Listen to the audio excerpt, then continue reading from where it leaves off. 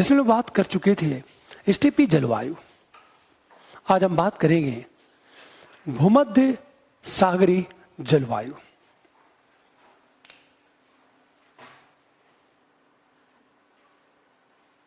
भूमध्य सागरी जलवायु, यदि इस जलवायु की बात की जाए तो इसका अक्षांशीय विस्तार की हम बात करें 30 अंश से लेकर 45 अंश अक्षांश के बीच इसका विस्तार है। और एक बात ध्यान देना इस बात को,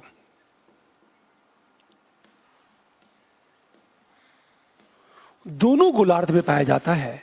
और दूसरी चीज, महाद्वीप की पश्चिमी भाग में पाया जाता है। इसका जो अक्षांशीय विस्तार है, ये जो अक्षांशीय विस्तार है, इसे हमेशा याद रखना है। 30 से लेकर 45 अक्षांश के बीच दोनों गोलार्ध में, और यह महाद्वीप के पश्चिमी भाग में पाया जाता है अक्षांशीय विस्तार। यदि हम इसकी भौगोलिक विस्तार की बात करें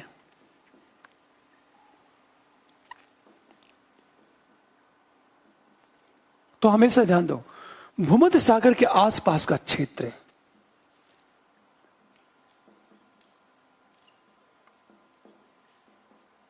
आज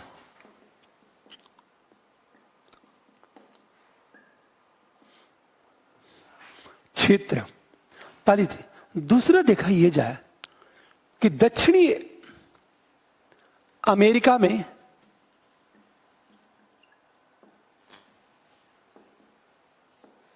मध्य चिली, उत्तरी अमेरिका की बात करें हम लोग, मध्य कैलिफोर्निया,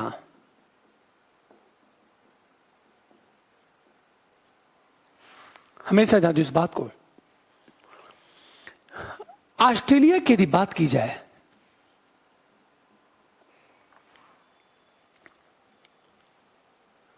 दक्षिणी पूर्वी एवं दक्षिणी पश्चिमी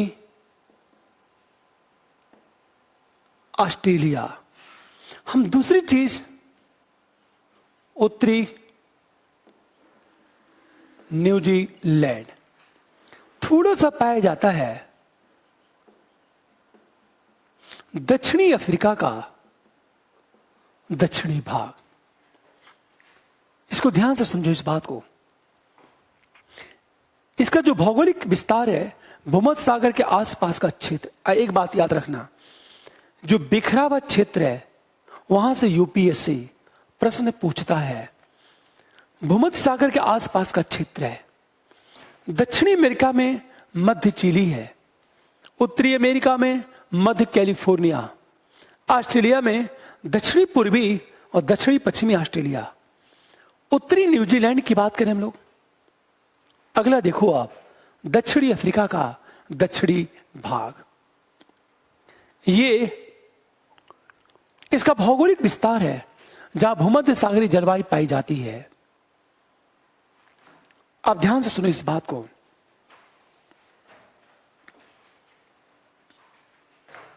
यदि इस जलवायु की विशेषता की बात करें हम लोग, इसकी विशेषता क्या है, तो देखो आप,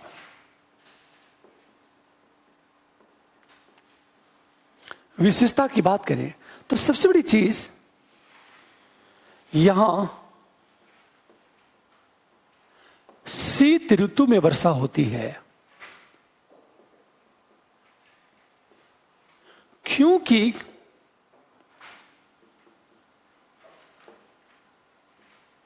शीत ऋतु में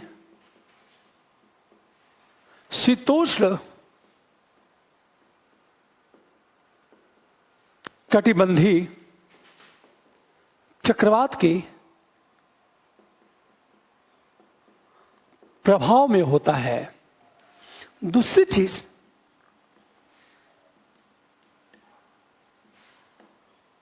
गर्मी के मौसम में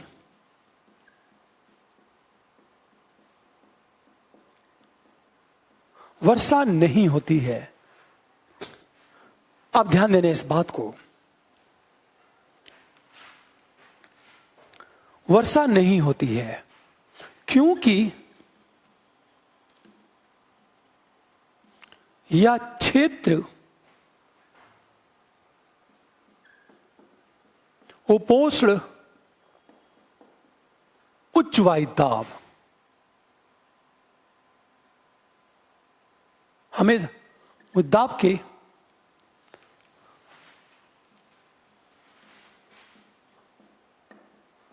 प्रभाव में होता है, जिससे यहां प्रति चक्रवात बन जाता है।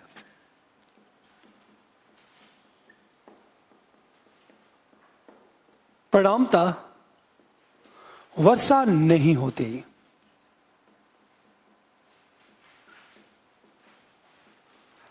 हम तीसरी चीज बात करें, यहां रसदार फल जैसे अंगूर, जैतून की खेती होती है। हमेशा ध्यान दो इस बात को, जैतून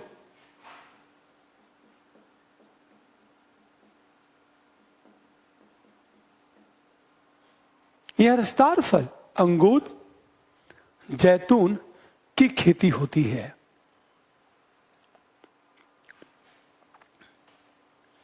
अब ध्यान से समझो इस बात को तो मजा आएगा। देखो आप,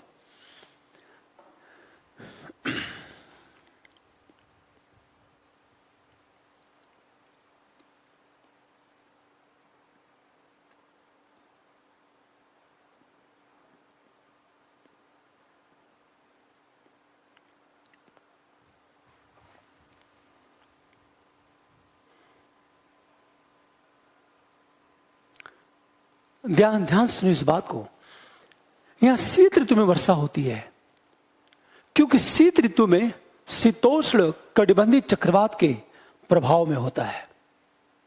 हमेशा ये जो टेम्परेट साइक्लोन है, उस साइक्लोन का प्रभाव यहां ज्यादा होता है, इसलिए शीत ऋतु में वर्षा होती है। पर गर्मी के मौसम में वर्षा नहीं होती। क्यों? क्योंकि ये जो क्षेत्र है हमेशा सब ट्रॉपिकल हाई प्रेशर के बेल्ट में होता है। आप लोग पढ़ चुके हैं कि पेटियां उत्तर से दक्षिण शिफ्ट होती रहती हैं। सूर्य कर्क रेखा पर चमकेगा तो पेटियां उत्तर की ओर शिफ्ट हो जाएंगी। सूर्य मकर रेखा पर चमकेगा तो ये जो पेटियां हैं सब ट्रॉपिकल हाई प्रेशर का बेल्ट वो साउथ की ओर शिफ्ट हो जाएंगी। हमेशा ध्यान दो, यदि सूर्य कर्क रेखा पर चमकता है तो पेटियां उत्तर की ओर शिफ्ट हो जाती हैं। यदि सूर्य मकर रेखा पर चमकता है तो पेटियां साउथ की ओर शिफ्ट हो जाती हैं। और इस बेल्ट में क्या होता है, एंटी साइक्लोन बनता है हमेशा, और जहां एंटी साइक्लोन बनेगा वहां वर्षा नहीं होगी। अब एक बात करें, इसका पूरा बेल्ट क्या है, कहां पाया जाता है? देखो आप, एक और चीज, इस जलवायु में रसदार फल पैदा किए जाते हैं। रसदार फल क्यों? हमेशा ध्यान दो, क्योंकि इन पौधों को पता है कि भाई वर्षा होने वाली नहीं गर्मी में, तो जितना पानी एकत्रित करना हो पानी को एकत्र कर लो आप। जैसे यदि आपको यह पता चल जाए कि अगले 3 दिन पानी नहीं आएगा तो आप क्या करोगे? आपके पास बाल्टी, भगोना, थाली, मग, गिलास, जितनी चीजें हैं सब में पानी भर लोगे ताकि 3 दिन तक चलाया जाए। पौधे भी यही काम करते हैं, क्योंकि गर्मी के मौसम में वर्षा होती ही नहीं। हमेशा ध्यान दो, गर्मी के मौसम में वर्षा होती ही नहीं, तो ये करती क्या है? देखो आप, तो ये करती क्या है कि पूरी तरह पानी को संचित कर लेते हैं। अब ये पानी कहां संचित करेंगे? पत्तियों में, अपने तनों में, अपने फल में। आज पानी फल में संचित हो जाता है तो रसदार फल पैदा होते हैं। एक बात हमेशा जान दो इस बात को, इसकी सबसे बड़ी विशेषता ये कि गर्मी का मौसम शुष्क होता है और शीत ऋतु में क्या होती है, वर्षा होती है। अब एक चीज सोचो जरा, जैसे यदि हम इस बात करें,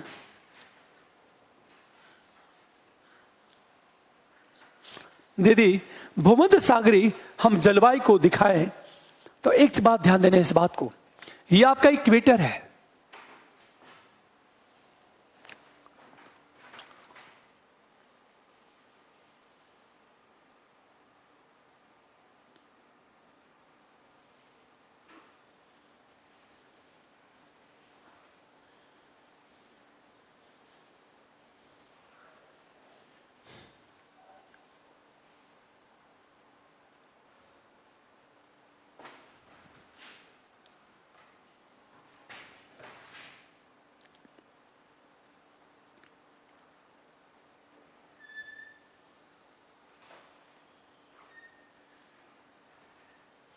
दक्षिणी अमेरिका, उत्तरी अमेरिका,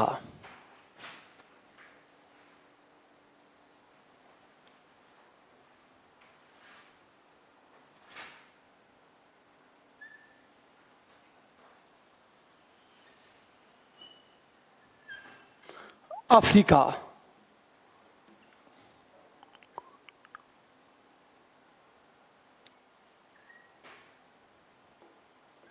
यूरोप,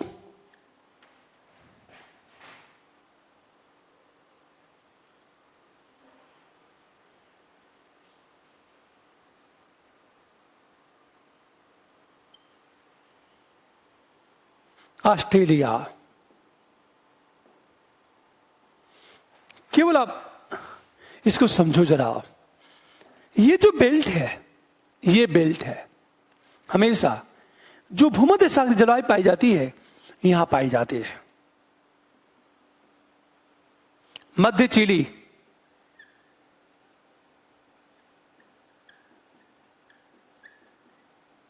चिली एक देश है, ये जो पाई जाती है मध्य कैलिफोर्निया,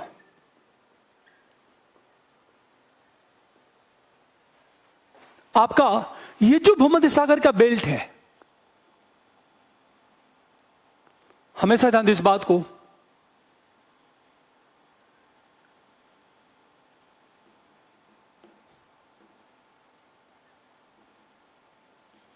इसके पास का जो बेल्ट है, मतलब ये भूमध्य सागर है, ये ऑस्ट्रेलिया है,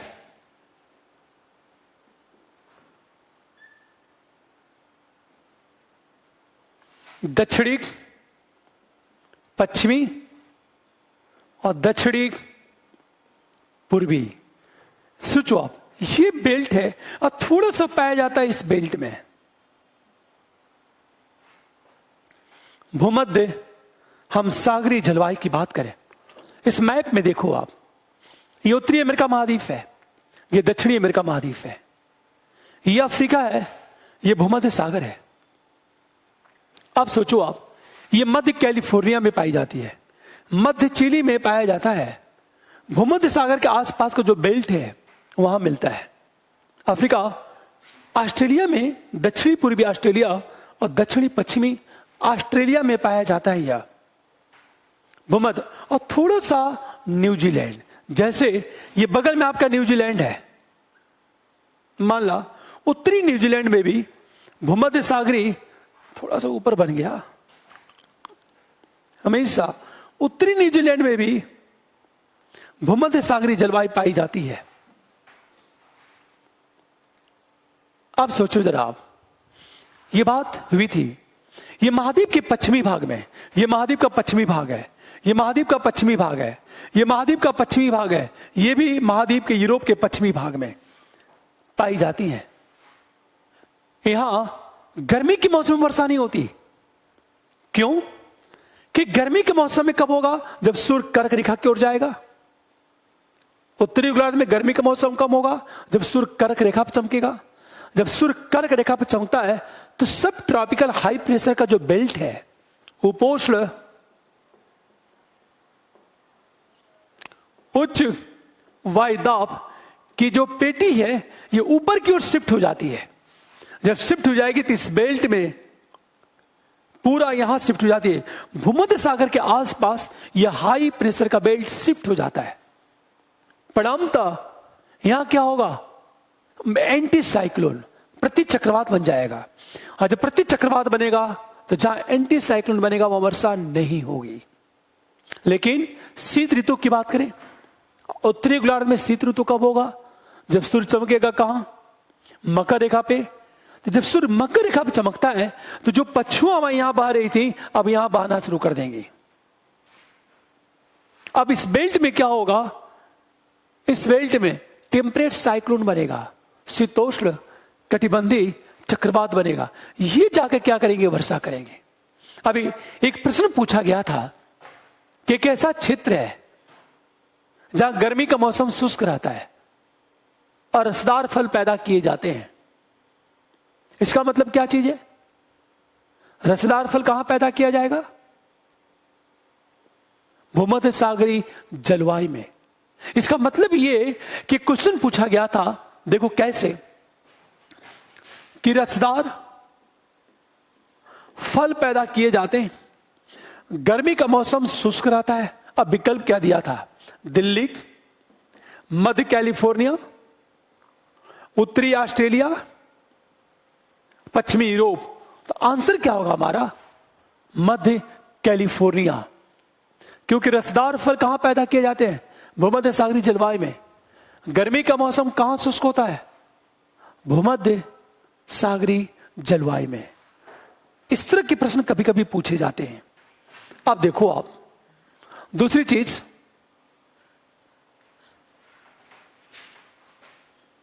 हम बात करें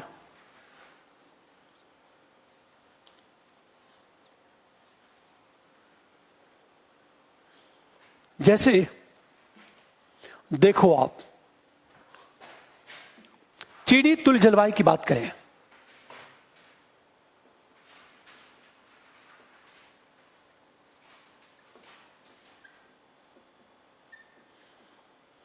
चीनी तुल्य जलवायु की बात की जाए, इसका अक्षांशीय विस्तार देखिए।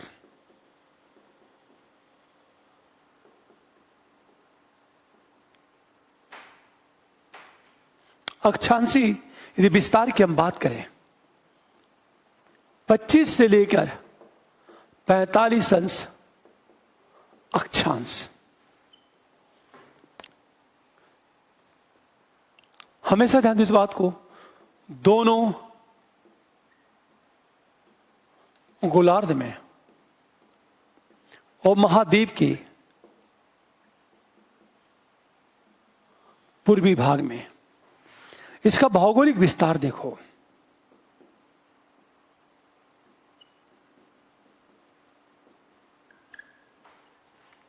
यदि भौगोलिक विस्तार की यदि बात की जाए तो देखो कहां कहां यह पाया जाएगा। ध्यान से सुनना, मजा आएगा। देखो अब उत्तरी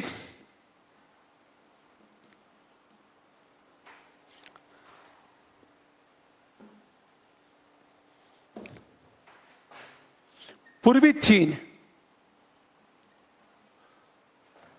दक्षिणी Japan, Korea, south Korea, north Korea, दोनों, इसका भौगोलिक विस्तार है। दूसरी बात देखो, पूर्वी अमेरिका,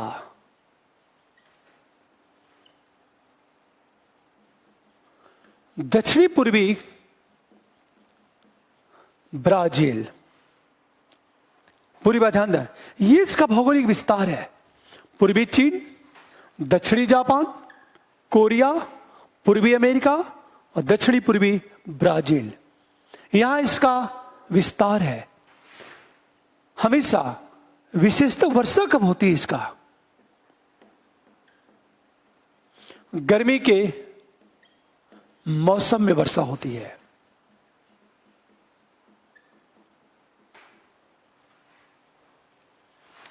यह अक्षांशीय विस्तार है।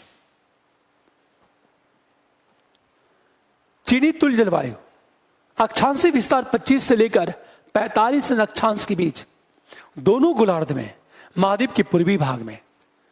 इसका जो भौगोलिक विस्तार है, पूर्वी चीन, दक्षिणी जापान, कोरिया प्रायद्वीप, पूर्वी अमेरिका, दक्षिणी पूर्वी ब्राजील। वर्षा होती है गर्मी के मौसम में, वर्षा होती है। शीत ऋतु में वर्षा नहीं होती, क्योंकि शीत ऋतु में यहां एंटी साइक्लोन बनता है, प्रति चक्रवात बनेगा, और जहां प्रति चक्रवात बनेगा वहां वर्षा नहीं होगी। अब एक चीज सोचो, फिर हम बात करें पश्चिमी यूरोपीय जलवायु।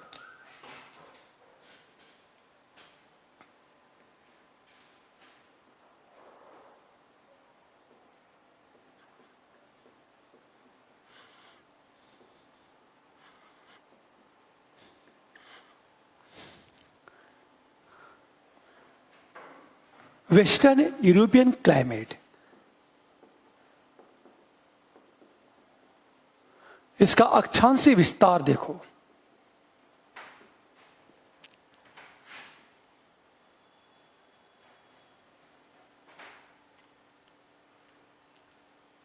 हमेशा ध्यान दो इस बात को, इसका जो अक्षांशीय विस्तार है लगभग 40 से लेकर 60 अंश अक्षांश के बीच।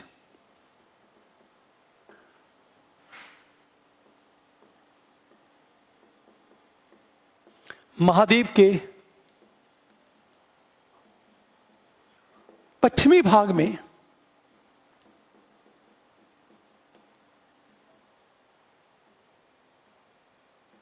दोनों गोलार्ध में इसका जो भौगोलिक विस्तार है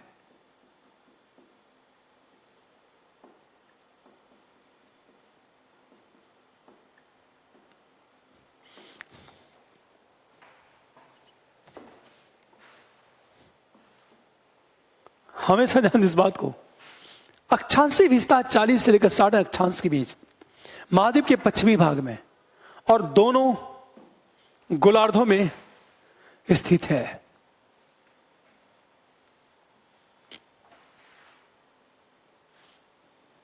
हमेशा ध्यान दो इस बात को,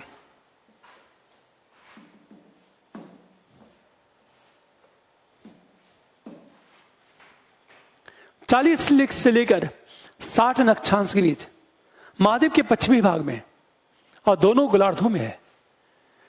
इसका जो भौगोलिक विस्तार है वो देखो आप।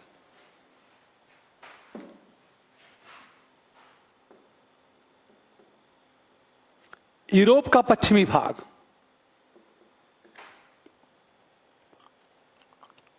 यूरोप के पश्चिमी भाग में क्या होगा?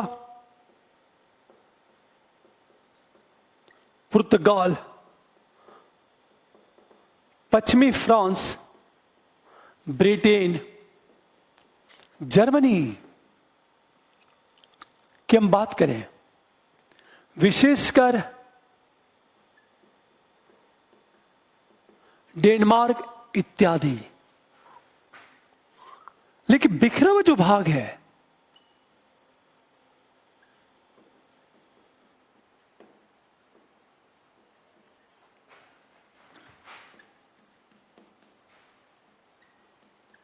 दक्षिणी चिली, उत्तरी पश्चिमी अमेरिका,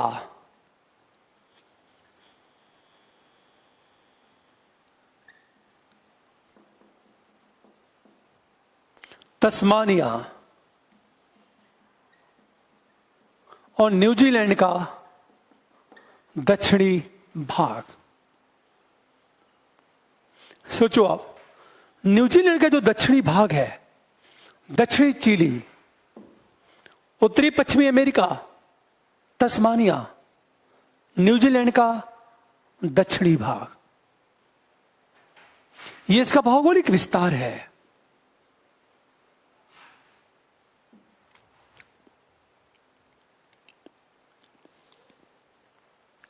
आप सोचो, आप इसकी विशेषता क्या है?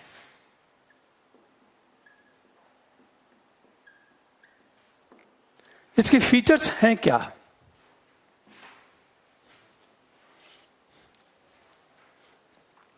यदि फीचर्स की हम बात करें, देखो वर्षा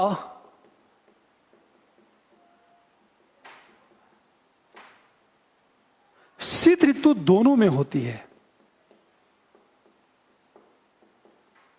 किंतु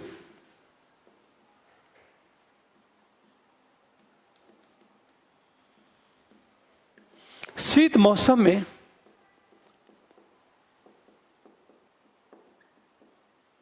वर्षा ज्यादा होती है। यह इसकी विशेषता है।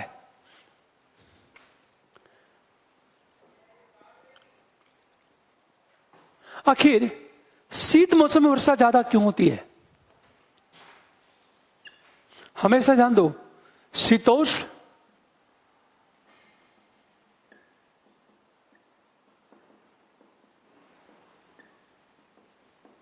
गठबंधी चक्रवात के कारण, ये जो टेम्परेट साइक्लोन है, इस टेम्परेट साइक्लोन के कारण ही यहां शीत ऋतु में वर्षा ज्यादा होती है।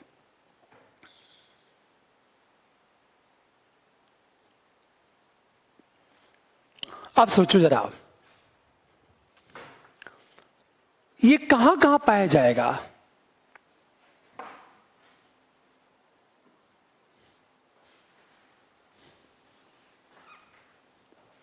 यदि इसके हम विस्तार की बात करें,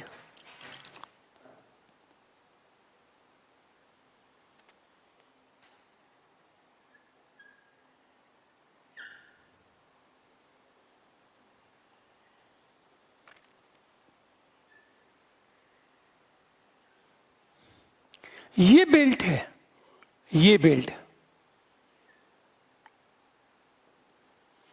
ये बेल्ट पश्चिमी यूरोपीय जलवायु, मतलब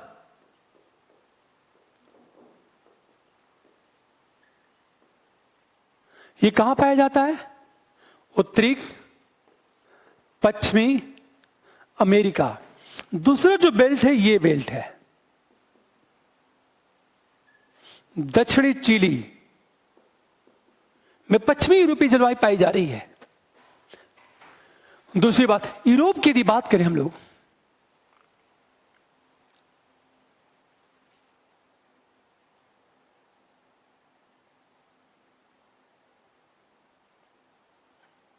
ये पूरा जो बेल्ट है ना,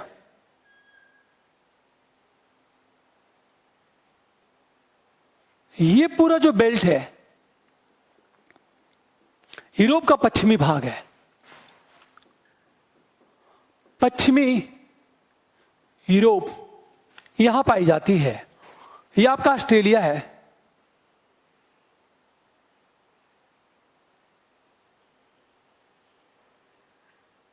और यह आपका तस्मानिया है। तस्मानिया ये बेल्ट है,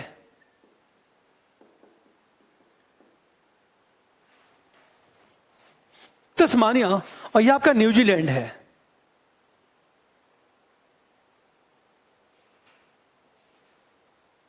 दक्षिणी न्यूजीलैंड, मतलब यह जो पश्चिमी यूरोपीय जलवायु है विशेषकर पाई कहां जाती है? पश्चिमी यूरोपीय जलवायु, उत्तरी पश्चिमी अमेरिका, दक्षिणी चिली, ये पूरा पश्चिमी यूरोप में पश्चिमी यूरोपीय जलवायु पाई जाती है। ऑस्ट्रेलिया में ये जलवायु नहीं है, पर ऑस्ट्रेलिया का एक द्वीप है तस्मानिया। तस्मानिया की राजधानी होवार्ड है। होवार्ड यहां पाई जाती है। यदि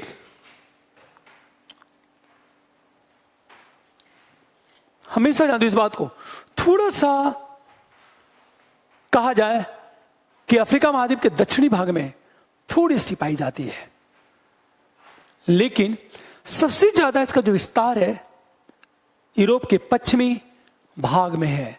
सबसे ज्यादा विस्तार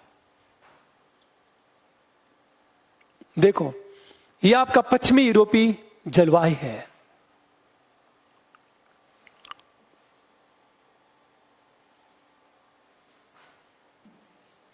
अब हम बात करें टैगा जलवायु।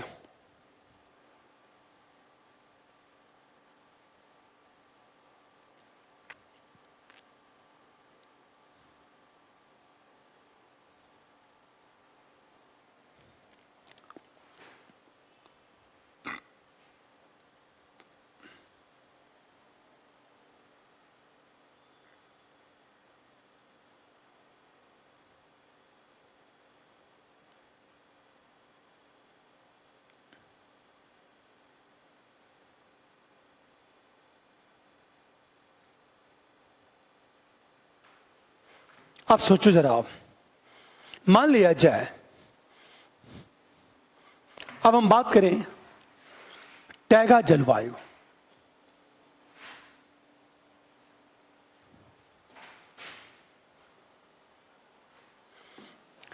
आप लगातार एटलस देखते रहो, मैप, कि कौन सा देश कहां है, क्योंकि आगे मेरी जो क्लास चलेगी 3-4 दिन बाद, एक एक चीज मैप पर लोकेट कराऊंगा। देखो ये चीज यहां है, इसके क्या क्या फीचर हैं, कौन सा क्लाइमेट, कितने तक रिसोर्स पाए जाते हैं, यहां कौन सी जनजातियां रहती हैं, उनके क्या गुण हैं, और गवर्नमेंट क्या कर रही है।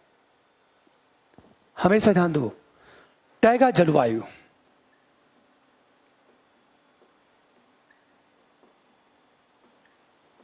यदि इसका अक्षांशीय विस्तार की बात की जाए, पाया जाता है 50 से लेकर 70 के बीच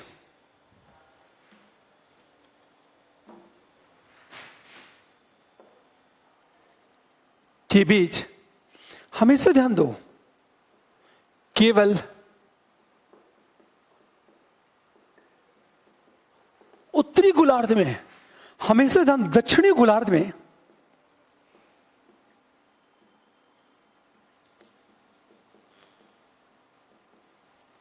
टैगा जलवायु नहीं पाई जाती, क्योंकि 50 अक्षांश के बाद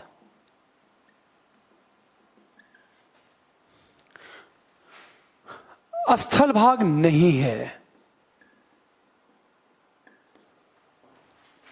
यदि भौगोलिक विस्तार की बात करें,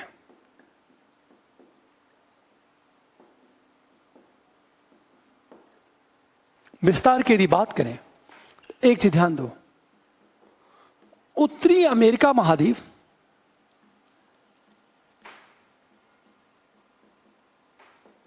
का उत्तरी भाग, पूरा कनाडा, संपूर्ण कनाडा प्लस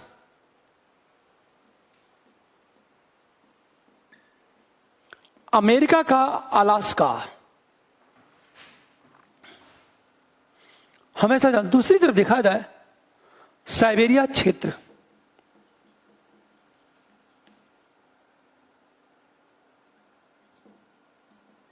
हम तीसरी चीज बात करें, उत्तरी जापान, पूरा जो मंगोलियन क्षेत्र है, मंगोलियन जो क्षेत्र है, यह टैगा जलवायु का क्षेत्र है।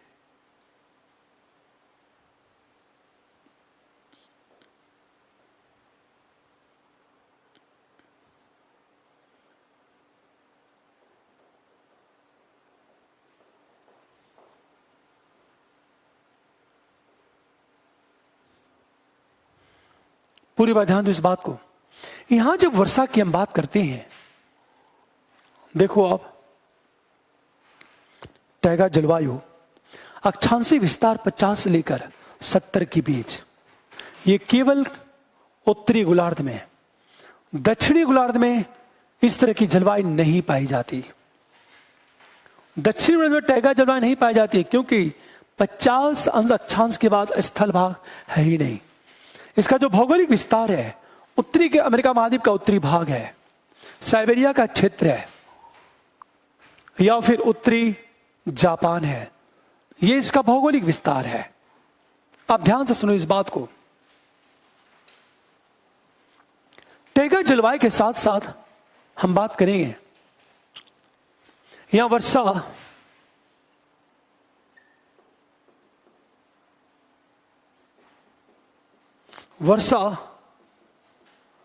गर्मी के मौसम में होती है तथा शीत मौसम में हिमपात होता है।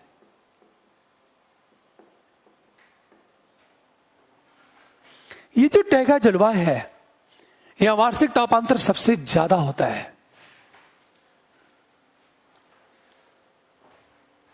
वार्षिक तापांतर सबसे ज्यादा,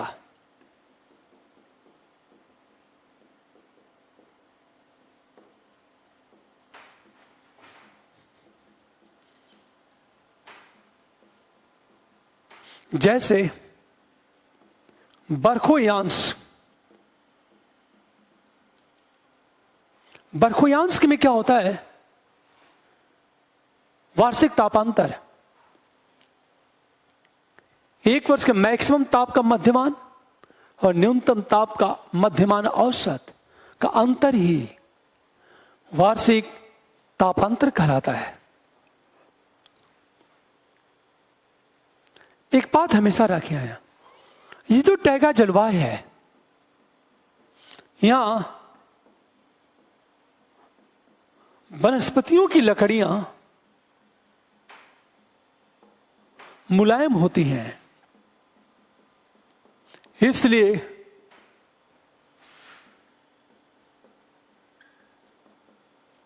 इस जलवायु के क्षेत्र में कागज उद्योग का विकास ज्यादा होता है।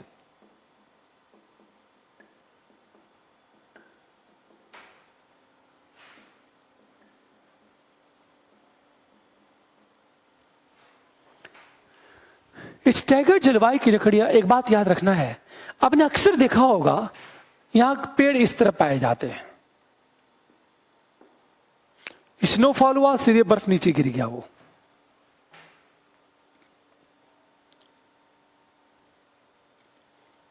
आप यहां कौन कौन से पेड़ पाए जाएंगे, ये विशेषकर इकोलॉजी का पार्ट है। हमेशा ध्यान दो इस बात को, कागज उद्योग का विकास सबसे ज्यादा हुआ इस बेल्ट में। आगे हम बात करें, जैसे टैगा जलवायु की यदि बात की जाए तो एक बात ध्यान देना इस बात को, यह जलवायु केवल और केवल उत्तरी गोलार्ध में पाई जाती है। दक्षिणी गोलार्ध में यह जलवायु नहीं पाई जाती। एक छोटा सा एग्जांपल लेता हूं मैं, ये अमेरिका की बात करूं मैं आपसे।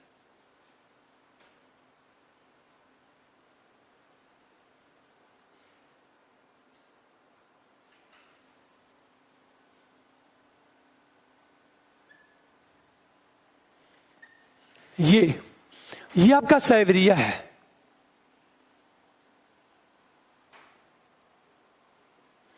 ये साइबेरिया, ये पूरा अलास्का है। देखा जाए ये जो पूरा आपका है, ये पूरा टैगा जलवायु है। टैगा जलवायु, पूरा कनाडा टैगा जलवायु। ये पूरा जो बेल्ट है आपका, ये पूरा जो बेल्ट है, ये टैगा जलवायु है। पूरा रोज साइबेरिया का इलाका टैगा जलवायु है। हमेशा ध्यान दो इस बात को, बेसिक कुछ ऐसे क्लाइमेट है जिनका लोकल नाम है, पर वहां से यूपीएससी पूछता नहीं है और न तुम सब कुछ याद कर पाएंगे। मोटी मोटी बातें आप देख लो कि कौन सी जलवायु कहां पाई जा रही है। ये पूरा उत्तरी यूरोप, उत्तरी यूरोप में आपका नॉर्वे, फिनलैंड,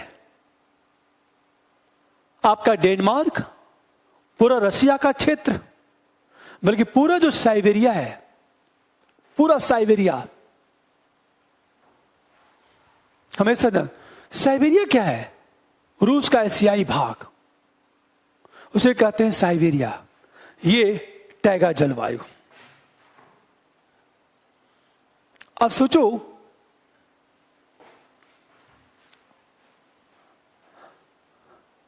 ध्यान देना इस बात को,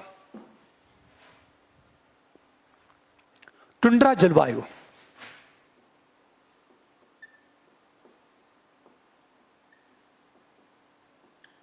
की बात करें, एक बात यहां याद रखना, ये जो टुंड्रा जलवायु है 65 अक्षांश से ऊपर पाई जाती है।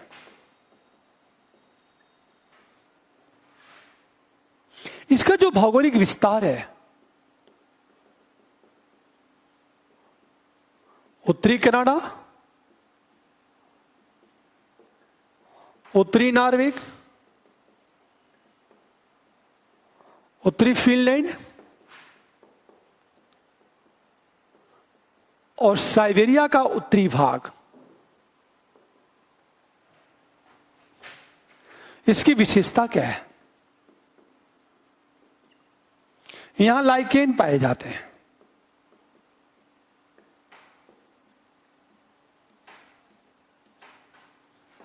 यहां वर्षा नहीं होती है, केवल स्नोफॉल होता है। केवल हिमपात होता है, स्नोफॉल। यहां वर्षा तो होती ही नहीं। दक्षिणी गोलार्ध में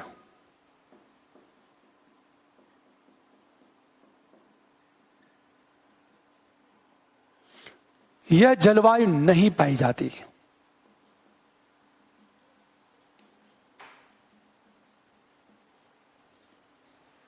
दक्षिणी गोलार्ध में यह जलवायु नहीं पाई जाती है।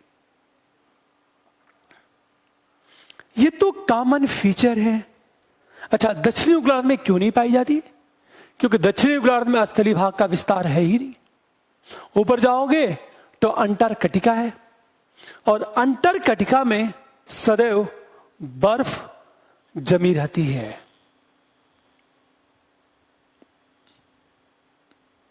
ये ध्यान देना इस बात को।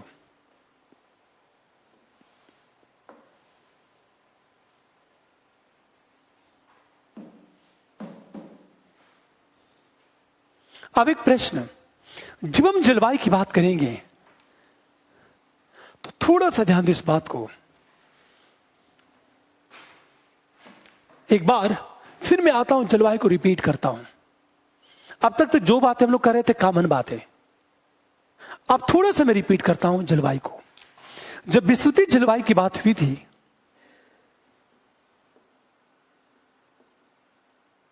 तो एक बात ध्यान देना इस बात को, ये जो जलवायु है वर्षा ज्यादा होती है,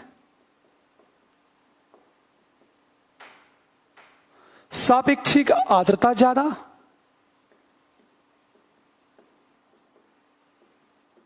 जब सापेक्षिक आर्द्रता ज्यादा होती है परिणामतः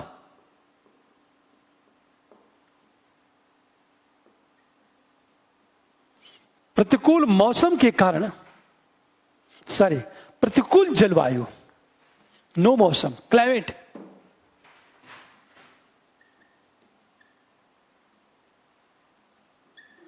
जनघनत्व,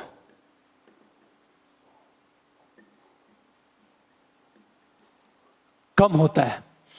हमेशा ध्यान दो, इस जलवायु हमेशा, ये जो क्लाइमेट है ना, यहां ज्यादा विकास नहीं हुआ।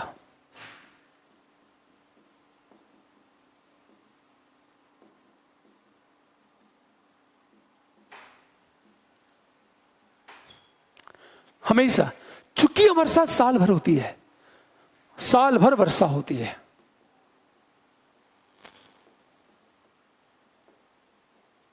हमेशा ध्यान दो। तो यहां जो नदियां होंगी,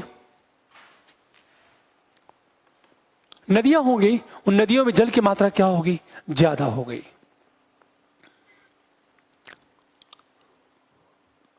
अब जैसे मैंने एक चीज बात किया, साल भर वर्षा होती है, इसलिए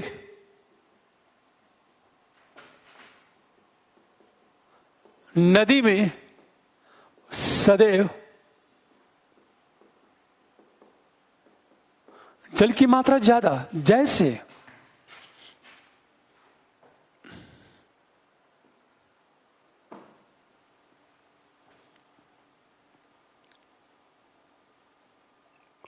इसको देखो अब ध्यान से,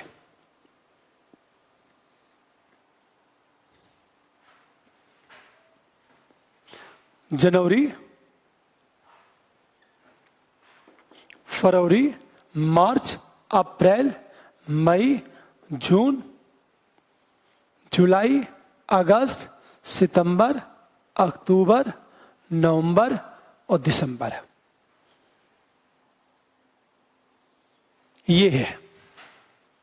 हमेशा ना दो, वर्षा साल भर होती है तो नदी में जल की मात्रा हमेशा ज्यादा होगी। तो जनवरी से कार्यक्रम शुरू होगा और नदी में स्थिति इस तरह होगी। जैसे फरवरी, मार्च, अप्रैल, मई, जून, जुलाई, अगस्त, सितंबर, अक्टूबर, नवंबर और दिसंबर की बात करें, नदी में जल की मात्रा हमेशा ज्यादा है। ये देखो आप, हमेशा हाँ, नदी में जल की मात्रा कम होती है, बहुत कम। आखिर नदी में जल का जो लेवल है लगभग इक्वल है। इसका मतलब ये कि नदी में जल की मात्रा लगातार बनी हुई है, तो नदी कहां बह रही होगी?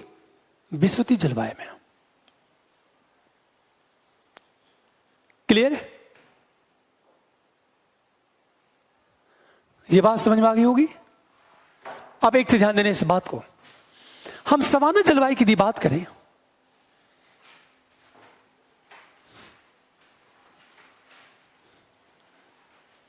तो याद रखना, सामान्य जलवायु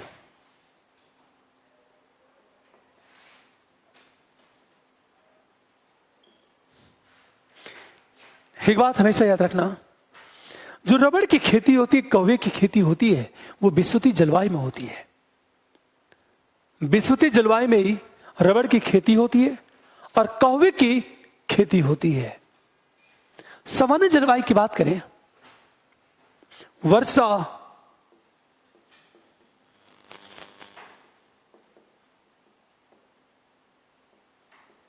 केवल ग्रीष्म ऋतु में। अब यदि हम नदी की बात करें तो ध्यान देने इस बात को, देखो आप, जनवरी, फरवरी, मार्च, अप्रैल, मई, जून, जुलाई, अगस्त, दिसंबर, पूरी बात गर्मी के मौसम में और उत्तरी गोलार्ध में गर्मी कब पड़ती है? मई, जून, जुलाई। मई, जून, जुलाई में गर्मी पड़ती है। अब सोचो जरा, यदि जो जनवरी, फरवरी, मार्च, अप्रैल, तो जनवरी में जल की मात्रा कम होगी, क्योंकि उत्तरी गोलार्ध में जनवरी में क्या पड़ती है? ठंड पड़ती है। आ रही बात है? गर्मी कब पड़ेगी उत्तरी गोलार्ध में? मई, जून, जुलाई के महीने में। और वर्षा कब होती है? जून, जुलाई के महीने में। तो जनवरी, फरवरी में जल की मात्रा कम होगी, मई, जून में बढ़ना शुरू हो जाएगा, अचानक जुलाई में बढ़नी शुरू हो जाएगी और पुनः गिरना शुरू हो जाएगा। इसका मतलब यह है कि मई, जून, जुलाई में यदि नदी में जल की मात्रा बढ़ रही है तो स्वाभाविक है, नदी में जल की मात्रा बढ़ रही है तो स्वाभाविक है। यहां क्या होगा कि ये सामान्य जलवायु की नदी है। ध्यान सुनना इस बात को, क्योंकि वर्षा केवल गर्मी के मौसम में, गर्मी कब पड़ती है? मई, जून, जुलाई में। तो मई, जून, जुलाई में नदी में जल की मात्रा बढ़ गई, फिर ठंड के मौसम में कम हो गई। क्यों? अब सोचो, वर्षा जिस ऋतु में होगी उसी मौसम में तो नदी में जल की मात्रा बढ़ेगी। जैसे भारत की नदियां देखो, शीत ऋतु में नदियों में पानी की मात्रा कम हो जाती है, गर्मी के मौसम में अचानक जो बारिश होती है नदी में पानी की मात्रा क्या हो जाती है? बढ़ जाती है। अगला देखो आप, हम भूमध्य सागरीय जलवायु की बात करें, सॉरी मानसूनी जलवायु की बात करें,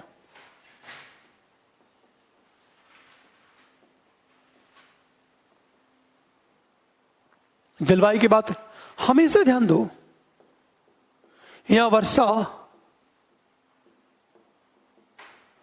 केवल गर्मी के मौसम में, हमेशा यहां जनघनत्व तो विश्व में सबसे ज्यादा,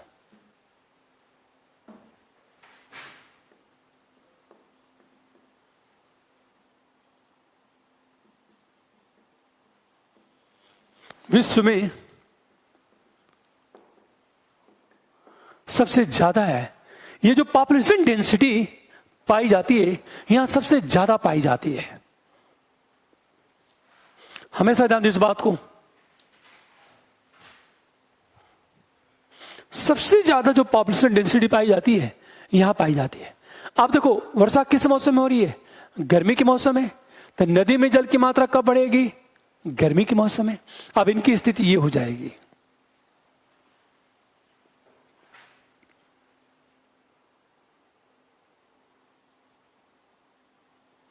जनवरी, फरवरी, मार्च, अप्रैल, मई, जून, जुलाई, अगस्त, सितंबर, अक्टूबर। ये देखो जून में, जुलाई में, अगस्त में पानी की मात्रा, ये मानसूनी जलवायु की विशेषता है।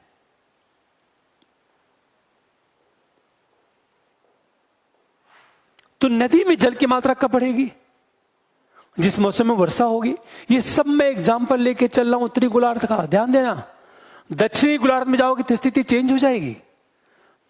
दक्षिणी गोलार्ध में ठंड का मौसम कब होगा? दक्षिणी गोलार्ध में ठंड का मौसम कब होगा? मई जून के महीने में। जब उत्तरी गोलार्ध में गर्मी पड़ेगी तो दक्षिणी गोलार्ध में ठंड पड़ेगी, और जब दक्षिणी गोलार्ध में गर्मी पड़ेगी तो उत्तरी गोलार्ध में क्या पड़ेगी? ठंड पड़ेगी। अब सोचो जरा, भूमध्य सागरीय जलवायु की यदि बात करें हम लोग,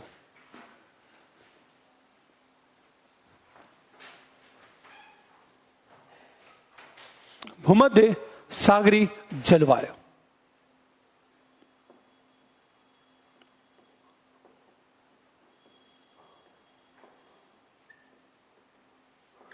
अच्छा इस जलवायु में क्या होती है? वर्षा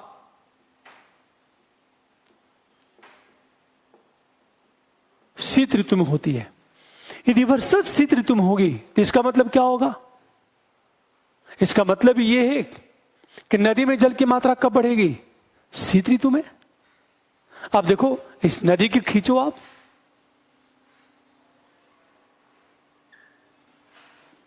जनवरी, फरवरी, मार्च, अप्रैल, मई, जून, जुलाई, अगस्त, सितंबर, अक्टूबर, नवंबर, दिसंबर। शीत ऋतु में वर्षा होगी तो जनवरी में जल की मात्रा बढ़ जाएगी, कितना समय? और जून में, जुलाई में बहुत कम हो जाएगी। अब सोचो जरा, अचानक फिर जल की मात्रा क्या होगी? बढ़ जाएगी। देखो जनवरी में जल की मात्रा बढ़ गई क्योंकि जनवरी के महीने में शीत ऋतु, और शीत ऋतु में वर्षा हो रही है। फरवरी, मार्च, अप्रैल, मई, जून, जुलाई, अगस्त। जून, जुलाई, अगस्त में नदी में जल की मात्रा कम हो गई, फिर दिसंबर के महीने में क्या हो गई? बढ़ गई। तो हमेशा ध्यान दो किस मौसम में नदी में जल की मात्रा बढ़ रही है। अब यदि मैं एक मैप खींचूं, यदि मैं एक मैप खींचता हूं, मैं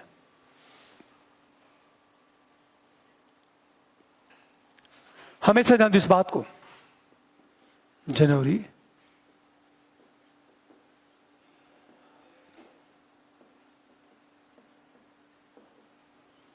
पूरी बात ध्यान देना। एक नदी यूं चल रही है ए, दूसरी नदी यूं चल रही है बी, तीसरी नदी यूं चल रही है। अब बताओ क्या होगा? सी। ए में देखो आप, नदी में जल की मात्रा लगभग बराबर है, इसका मतलब उस नदी में वर्षा की मात्रा बराबर होगी, इसका मतलब वर्षा साल भर हो रही होगी। तो कौन सी जलवायु? ये विषुवतीय जलवायु की नदी है।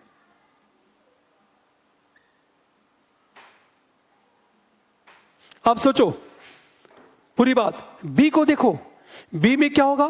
जून, जुलाई, अगस्त में नदी में जल की मात्रा बढ़ गई, इसका मतलब जून, जुलाई, अगस्त में नदी में वर्षा की मात्रा क्या होगी? ज्यादा होगी। इसका मतलब या तो ये सवाना जलवायु की नदी होगी या तो ये मानसूनी की होगी। बात समझ में आ गई?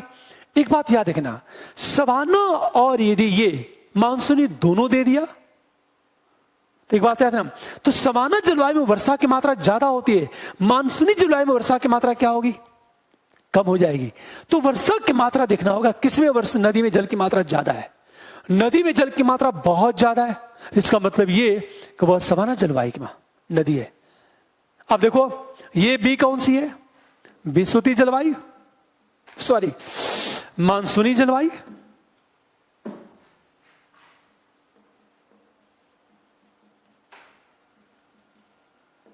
या सवाना जलवायु। और देखो यहां देखो आप, ये सी देखो कैसे आ रहा है। जनवरी में और दिसंबर में नदी में जल की मात्रा ज्यादा है, पर गर्मी के मौसम में नदी में जल की मात्रा कम हो गई। इसका मतलब वर्षा किस ऋतु में हो रही है? शीत ऋतु में हो रही है। और शीत ऋतु में वर्षा कहां होती है? और गर्मी में नदी में जल की मात्रा कम है, इसका अर्थ गर्मी का मौसम शुष्क हो गया। इसका मतलब गर्मी के मौसम में वर्षा नहीं होती। ये कौन सा जलवायु है? भूमध्य सागरीय जलवायु।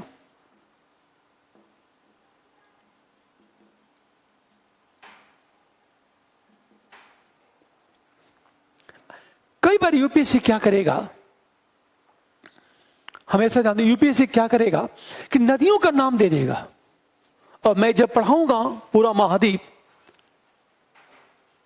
दुनिया के जितने महाद्वीप हैं, जब उसका अध्ययन करेंगे तो सारे कॉन्सेप्ट यहां लागू होंगे। और ये याद रखना है कि कौन सा नदी किस क्लाइमेट में बह रही है, ये हमेशा याद रखना है। हो जाएगा। अब देखो आप पश्चिमी यूरोपीय जलवायु की बात करें,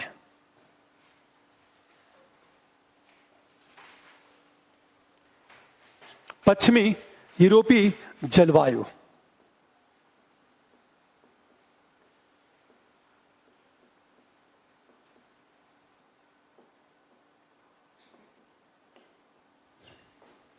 वर्षा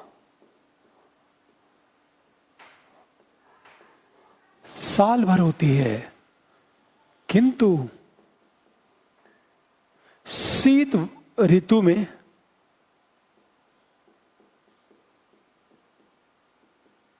वर्षा ज्यादा होती है। हमेशा ध्यान दो, शीत ऋतु में वर्षा ज्यादा होती है। अब इस मैप में देखो आप, इसका मतलब यह है शीत ऋतु में वर्षा ज्यादा होगी तो शीत ऋतु में नदी में जल की मात्रा भी ज्यादा होगी। गर्मी के मौसम में वर्षा कम होगी तो गर्मी के मौसम में नदी में जल की मात्रा कम होगी। अब मैं मैप खींच रहा हूं, समझना आप। जनवरी, दिसंबर, मई, जून, जुलाई। जनवरी में नदी में जल की मात्रा ज्यादा होगी। आप सोचो, थोड़ा सा नदी में पानी की मात्रा गिरेगी फिर बढ़ जाएगी, क्योंकि मई, जून, जुलाई के महीने में वर्षा कम हो रही है। पूरी बात ध्यान देना। यह है आपका पश्चिमी यूरोपीय जलवायु।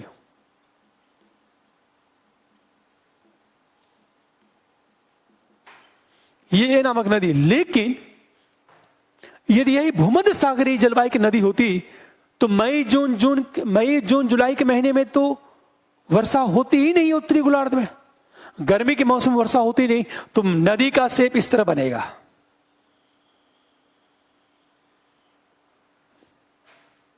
एकदम पानी की मात्रा गिर गई। इसमें पानी की मात्रा गिरेगी नहीं, यहां पानी की मात्रा क्या होगी? अत्यंत कम हो गई। अब यह है भूमध्य सागरीय जलवायु। दोनों में अंतर पहचान लो आप। किस तरह का प्रश्न पूछेगा यूपीएससी? कैसे नदी में जल की मात्रा अचानक गिर गई? दोनों में अंतर करना है। पश्चिमी यूरोपीय जलवायु में जो नदी होगी उसमें जाड़े के मौसम में नदी में जल की मात्रा ज्यादा होगी, गर्मी के मौसम में नदी में जल की मात्रा कम होगी। पर यदि भूमध्य सागरीय जलवायु होगी तो स्थिति एकदम अलग होगी। ठीक है, ये हुआ आपका जलवायु। आपका जलवायु टॉपिक खत्म। अब एक नए टॉपिक की बात करेंगे हम लोग, जल मंडल। बहुत मजा आएगा। ओशियन की बात करेंगे, ओशनियोग्राफी। हम जल मंडल की बात करेंगे।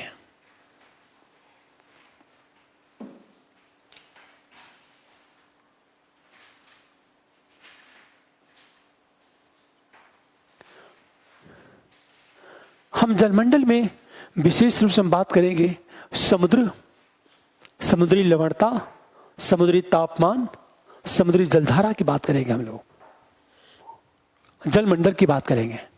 जलमंडल में सबसे पहले हम लोग बात करेंगे समुद्र का स्ट्रक्चर क्या होता है। देखो आप, समुद्र का स्ट्रक्चर क्या होता है, मैं इसकी बात करूंगा। मैं हमेशा ध्यान दें इस बात को। यदि हम समुद्र की बात करें,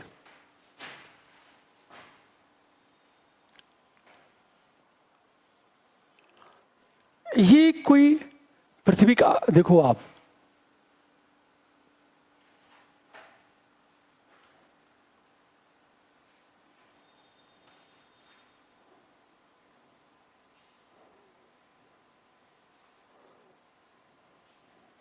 ये है,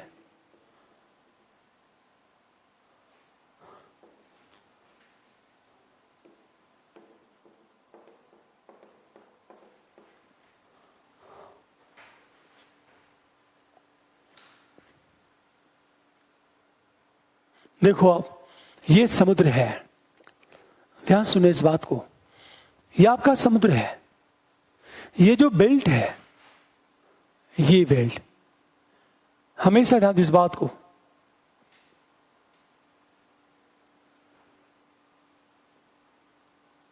ये जो बेल्ट है,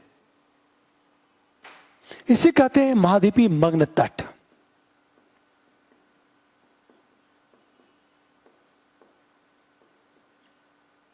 कॉन्टिनेंटल शेल्फ कहते हैं, शेल्फ। ये जो कॉन्टिनेंटल शेल्फ है, हमेशा ध्यान दो इस बात को।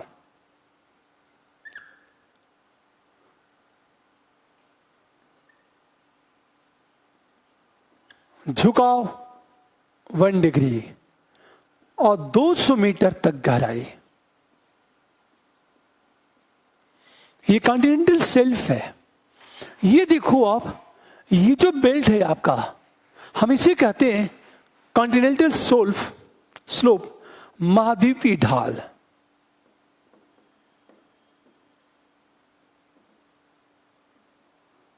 नेंटल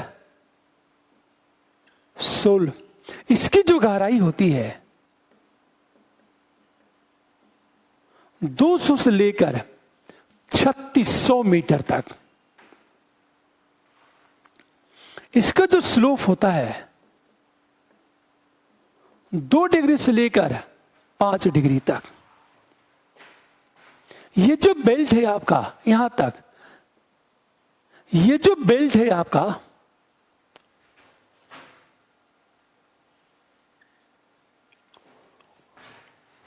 हमेशा ये जो बेल्ट है, इसे कहते हैं नितल मैदान।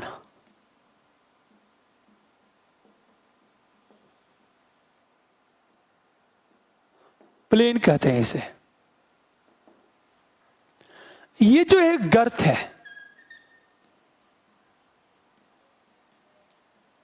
इसे ट्रेंच कहते हैं, ट्रेंच। ये जो बेल्ट है, ये भाग है, इसे कटक कहते हैं। कटक, कटक क्या होता है? समुद्र में डूबा हुआ पर्वत तंत्र।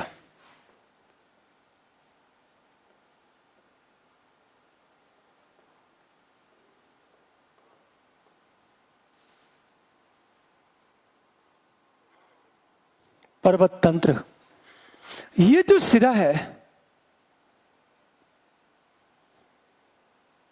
गाई आर्ट कहते हैं इसे। हमेशा ध्यान दो इस बात को। और कुछ भाग क्या होता है, बाहर निकल जाता है, इसे कहते हैं द्वीप, आइलैंड।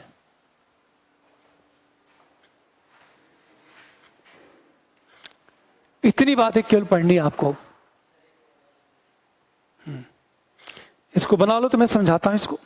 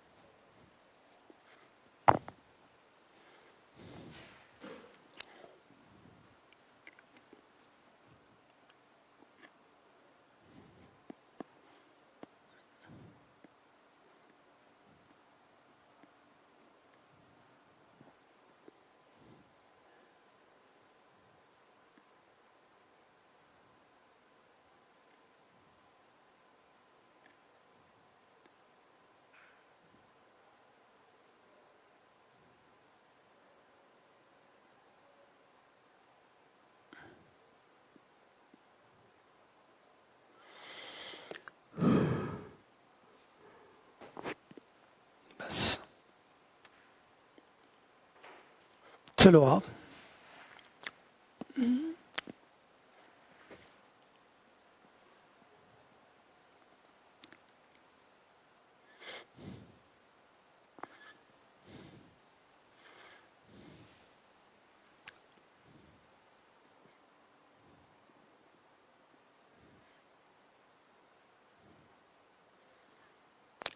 ध्यान सुनो इस बात को, इस मैप को देखो, आप सारी चीजें याद हो जाएंगी।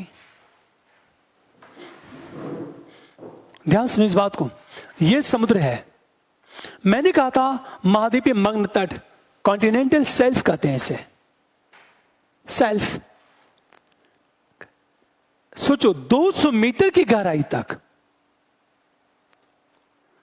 200 मीटर की गहराई तक के जो भाग को कहते हैं मग्न तट कहते हैं इसे। पूरी बात ध्यान देना, 200 मीटर की गहराई तक को कहते हैं मग्न तट कहते हैं इसे। जैसे इसका झुकाव 1 डिग्री होता है। पूरी बात ध्यान दे इस बात को। मग्न तट के बाद आता कॉन्टिनेंटल स्लोप आता है, महाद्वीपीय ढलान। इसकी गहराई 200 से लेकर 3600 मीटर तक, मतलब 200 मीटर से लेकर 3600 मीटर की गहराई के बेल्ट को कहते हैं स्लोप। हमेशा ये कोण बनाता है 2 डिग्री से लेकर 5 डिग्री के बीच। तीसरी चीज, उसके आगे का जो भाग है लगभग 3600 से लेकर 6000 मीटर की गहराई तक, इसको कहते हैं नितल मैदान कहते हैं इसे।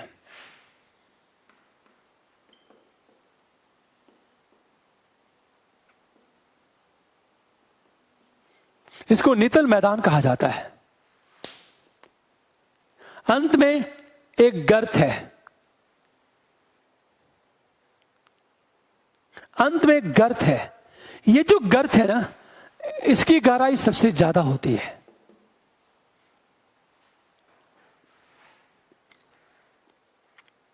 अब हमेशा ध्यान दो इस बात को, ये जो गर्त बना, पूरी बात ध्यान सुने इस बात को। जैसे आपने सुना होगा सबसे गहरा गर्त मेरियाना ट्रेंच है, आपने पढ़ा होगा मेरियाना ट्रेंच। अब ध्यान सुने इस बात को, देखो आप, ये गर्त है और ये ट्रेंच है। ध्यान सुनो इस बात को, ये आपका कटक है, रिज है, समुद्र में डूबा पर्वत तंत्र। ये जो है कुछ भाग पर्वतों की तरह ऊपर उठा हुआ है, इसको रिज कहते हैं, कटक कहते हैं। आगे जाओगे तो ये देखो आप, ये जो भाग है पठार की तरह सपाट भाग है, समुद्र में डूबा पठार होता है, इसको गायार्ड कहते हैं।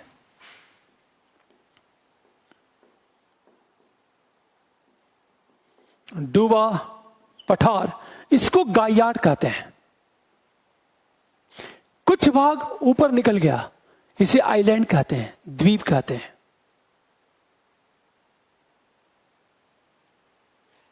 अब सोचो, ये जो गर्त बना, गर्त का कारण क्या है? वलन या भ्रंश। भ्रंश कहते हैं फॉल्ट को, और फोल्ड कहते हैं।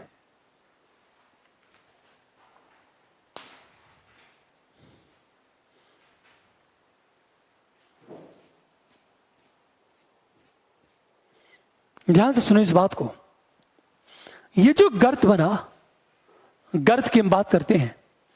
वलन मतलब फोल्ड, फोल्ड हमेशा जाना। फॉर एग्जाम्पल, इसको इस तरह समझो, चट्टानों में एक मोड़ पैदा होता है, यूं यूं।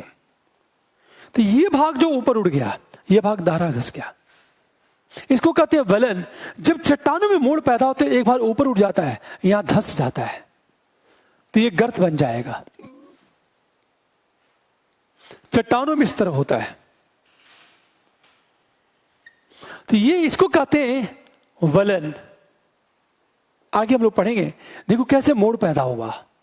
ये ऊपर उड़ गया, ये नीचे धंस गया, ये गर्त बन जाएगा। वलन कहते हैं इसे। भ्रंश क्या? फॉल्ट, फॉल्ट, फॉल्ट, चट्टानी फॉल्ट, भ्रंश टूटती हैं तो एक भाग क्या होता है? धंस जाता है। फॉर एग्जाम्पल, ये कोई चट्टान है,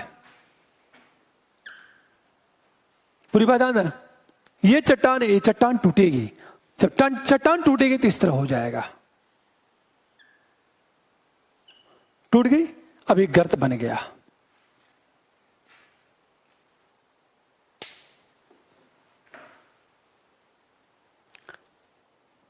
ये बात समझ में आ गई होगी।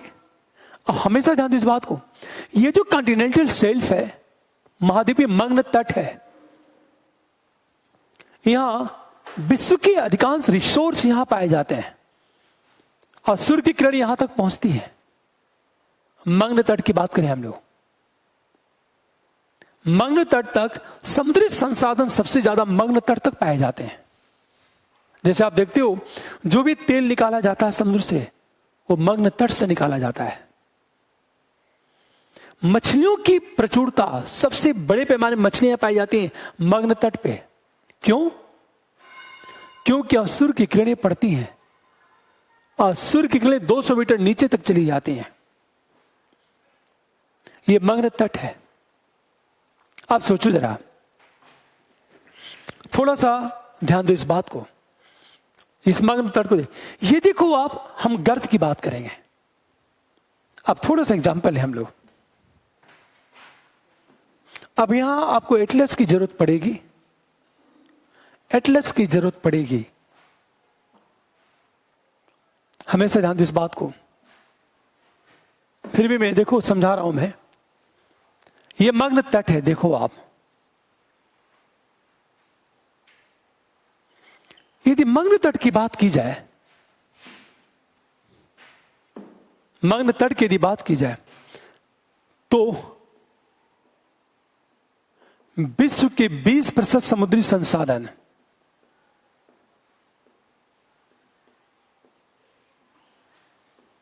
मग्न तट पर पाए जाते हैं।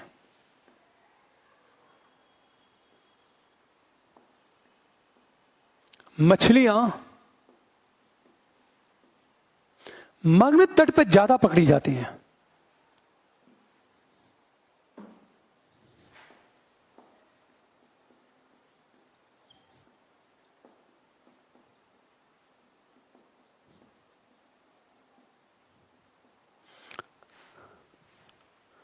ये हम मग्न तट की बात करें, हम गर्त की बात करते हैं। एक बात हमेशा याद रखना है इस बात को,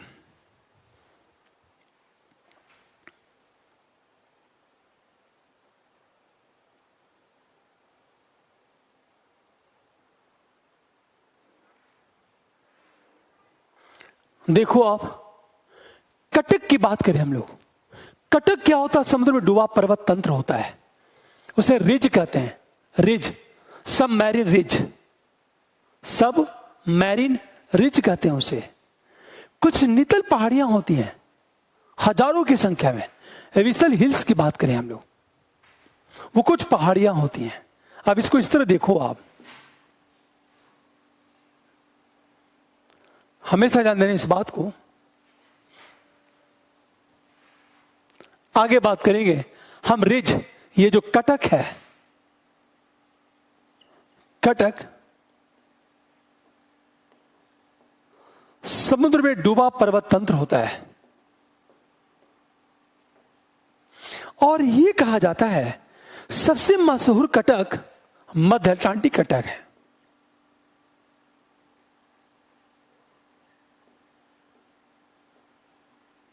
कटक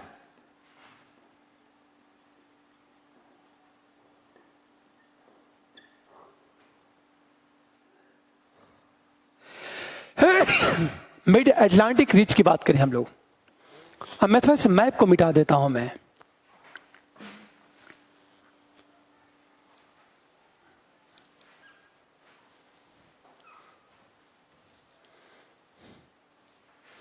इस मैप को मिटाता हूं मध्य अटलांटिक कटक को समझाने के लिए। ध्यान सुने इस बात को, यह अमेरिका महाद्वीप है,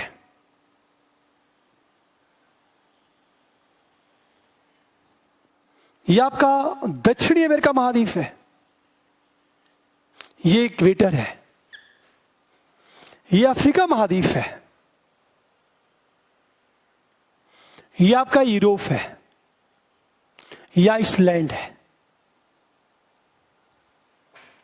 ये पूरा अटलांटिक महासागर है, अटलांटिक महासागर, ये अमेरिका, ये दक्षिणी अमेरिका, ये आपका यूरोप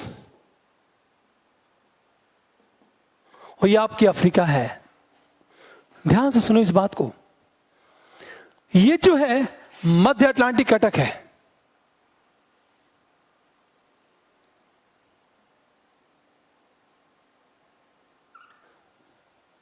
ये आइसलैंड है और ये बोवेट द्वीप,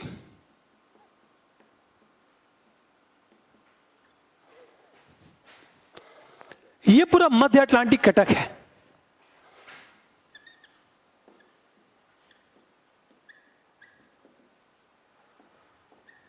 हमेशा ये जो कटक है ये अटलांटिक महासागर में पाया जाता है। अब इसको इस तरह देखो आप, मध्य अटलांटिक कटक की स्थिति क्या है।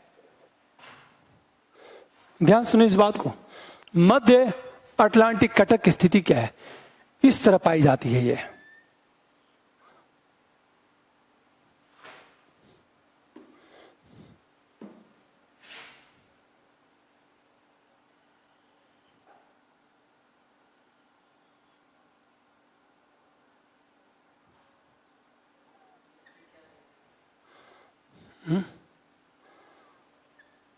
ये इक्वेटर है,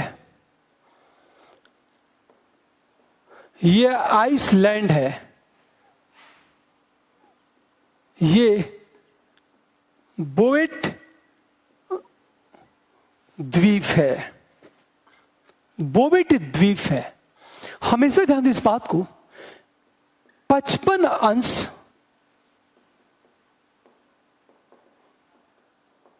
उत्तरी अक्षांश के पास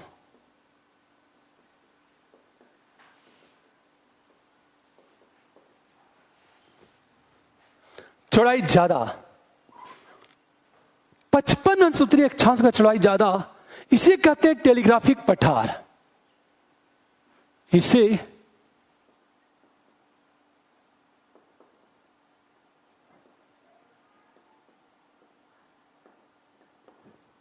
आप सब रोमांस गंभीर से दो भागों में बांट देता है। रोमांस इक्वेटर के पास रोमांस गंभीर,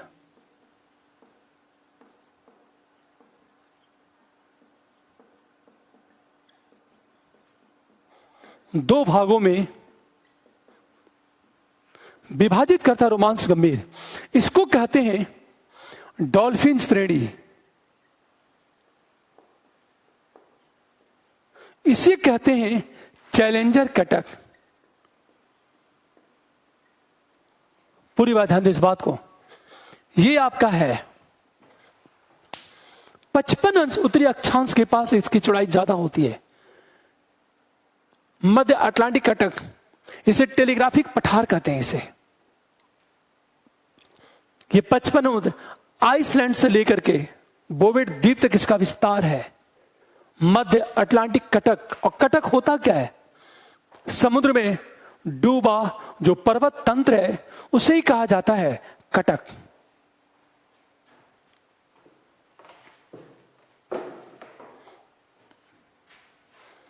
हमेशा ध्यान दो, जो रोमांस गंभीर है इसे दो भागों में डिवाइड कर देता है। रोमांस गंभीर इसे दो भागों में डिवाइड कर देता है। रोमांस गंभीर, अब एक चीज सोचो, उत्तरी भाग को कहते हैं डॉल्फिन श्रेणी, डॉल्फिन श्रेणी कहते हैं, और दक्षिणी भाग को कहते हैं चैलेंजर कटक।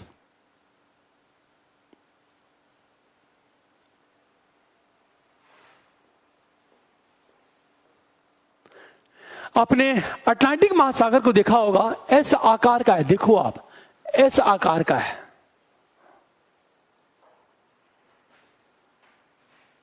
तो आपका जो अटलांटिक महासागर है वह एस आकार का है।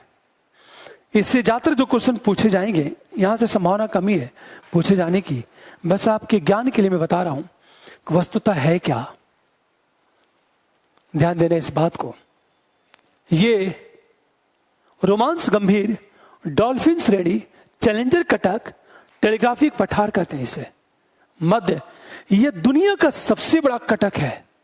और कटक का मतलब होता है समुद्र में डूबा हुआ पर्वत तंत्र कहते हैं। अब बात करें गर्त। गर्त की बात करें हम लोग।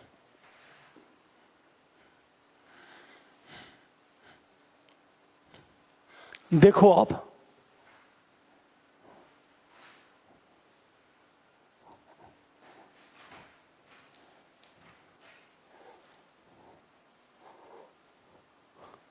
यदि हम गर्त की बात करें तो थोड़ा सा ध्यान दो, इस बात को मजा आएगा।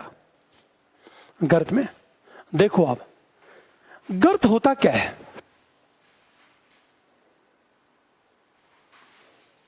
ट्रेंच,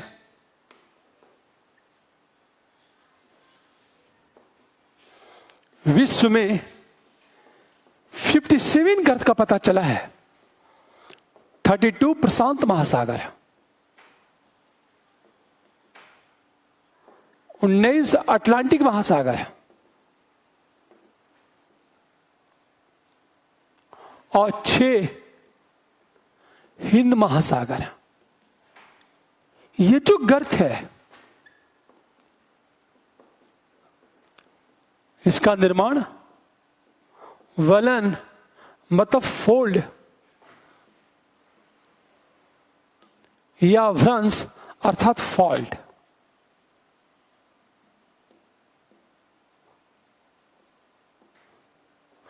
सबसे गहरा गर्त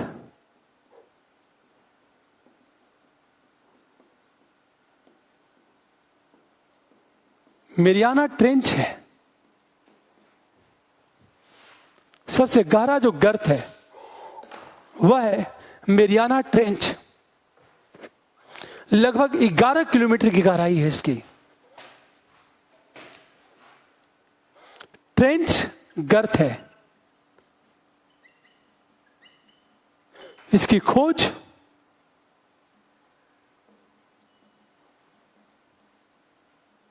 सोवियत संघ के जहाजों ने की।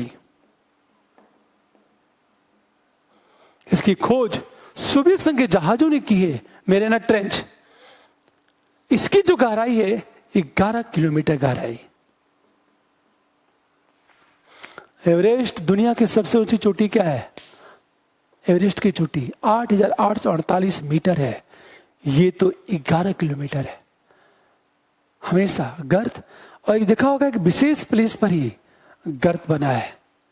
आप कल से एटलस लेके बैठोगे, आप कल से एटलस लेके बैठोगे, मैं एटलस में दिखाता जाऊंगा, आप देखते चली जाओगे।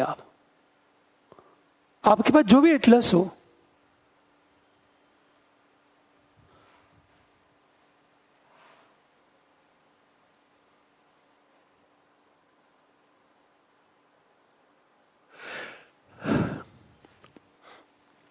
एटलस को लेकर के कल बैठना है आप सबको।